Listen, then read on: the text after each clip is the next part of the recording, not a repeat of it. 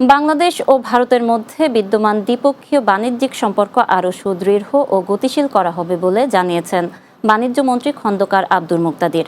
সোমবার দুপুরে সচিবালয়ে ভারতের হাইকমিশনার প্রণয় ভার্মার সঙ্গে সৌজন্য সাক্ষাৎ শেষে সাংবাদিকদের বাণিজ্য মন্ত্রী একথা জানান।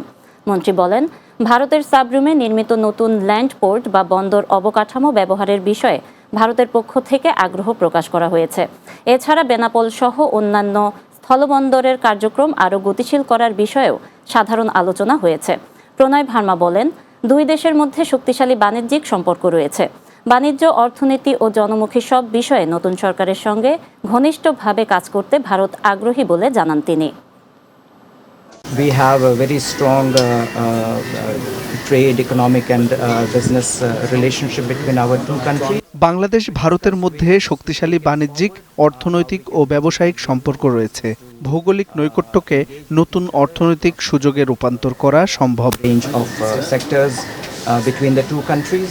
ল্যান্ড বর্ডারগুলি পর্যায়ক্রমে খুলে দেয়া, তারপরে নতুনভাবে ল্যান্ড বর্ডার একটা তারা অবকাঠামো তৈরি করেছেন সাবরুমে, সেটার বিষয়ে আমরা আমাদের পক্ষ থেকে উদ্যোগ নেওয়ার আহ্বান জানিয়েছেন।